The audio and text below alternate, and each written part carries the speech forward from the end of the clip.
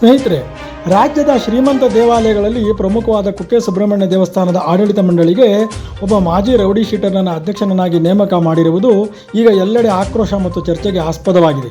ಸ್ಥಳೀಯ ಗ್ರಾಮಸ್ಥರ ಪ್ರಬಲ ವಿರೋಧದ ನಡುವೆಯೂ ಕಾಂಗ್ರೆಸ್ ಕಾರ್ಯಕರ್ತ ಹರೀಶ್ ಇಂಜಾಡಿ ಎಂಬ ಮಾಜಿ ರೌಡಿ ಶೀಟರ್ನನ್ನು ನೇಮಕ ಮಾಡಲಾಗಿದೆ. ಹರೀಶ್ ಇಂಜಾಡಿ ಇದಕ್ಕೂ ಮೊದಲು ಫೇಕ್ ಚೆಕ್ ನೀಡಿ ಹಣ್ಣು ಕಾಯಿ ಟೆಂಡರ್ ಪಡೆದು ದೇಗುಲದ ಆಡಳಿತ ಮಂಡಳಿಗೆ ವಂಚನೆ ಮಾಡಿದ್ರಂತೆ. ಆಗ ಬಂಧನಕ್ಕೂ ಒಳಗಾಗಿರುವ ಎಂಬ ಸುದ್ದಿ ಇದೆ. ಮರಗಳ ಕಳ್ಳ ಸಾಗಾಣಿಕೆ, ಮರಳು ಮಾಫಿಯಾ ಮುಂತಾದ ಕಾನೂನು ಬಾಹಿರ ಚಟುವಟಿಕೆಗಳಲ್ಲಿ ಈತ ತೊಡಗಿಕೊಂಡಿದ್ದಾನೆ ಎಂಬುದು ಸ್ಥಳೀಯರ ವಾದ. ಇಂಥವರನ್ನು ದೇವಾಲಯದ ಆಡಳಿತ ಮಂಡಳಿಗೆ ಅಧ್ಯಕ್ಷನನ್ನಾಗಿ ಆರಿಸಬಾರದು ಎಂದು ಮುಜರಾಯಿ ಸಚಿವ ರಾಮಲಿಂಗಾರೆಡ್ಡಿ ಅವರಿಗೆ ಪತ್ರ ಕೂಡ ಬರೆದಿದ್ದಾರಂತೆ. ಹರೀಶ್ ಇಂಜಾಡಿ ನೇಮಕಕ್ಕೆ ಸಚಿವ ದಿನೇಶ್ ಗುಂಡೂರಾವ್ ಹಾಗೂ ವಿಧಾನ ಪರಿಷತ್ ಸದಸ್ಯ ಮಂಜುನಾಥ್ ಭಂಡಾರಿ ಅವರ ಶಿಫಾರಸು ಇತ್ತು ಅಂತ ಹೇಳಲಾಗಿದೆ. ಈ ಬಗ್ಗೆ ವಿರೋಧದ ಕೂಗು ಎದ್ದ ಕೂಡಲೇ ದಿನೇಶ್ ಗುಂಡೂರಾವ್ ಅವರು ಹರೀಶ್ ಇಂಜಾಡಿ ಆಯ್ಕೆಗೆ ನನ್ನ ವಿರೋಧವಿದೆ ಅಂತ ಹೇಳ್ತಾರೆ. ಒಟ್ಟಾರೆಯಾಗಿ ಕುಕ್ಕೆ ಸುಬ್ರಹ್ಮಣ್ಯನನ್ನು ಯಾವ ದೇವರು ಕಾಪಾಡ್ತಾರೋ ಗೊತ್ತಿಲ್ಲ.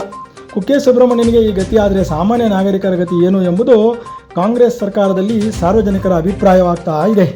ನೋಡಬೇಕು, ಹರೀಶ್ ಇಂಜಾಡಿನ ತೆಗಿತಾರಾ ಇಲ್ವಾ, ಆ ಜಾಗಕ್ಕೆ ಇನ್ನಾರೋ ರೌಡಿ ಶೀಟರ್ನ ಹಾಕ್ತಾರಾ ಅಂತ ನೋಡಬೇಕು.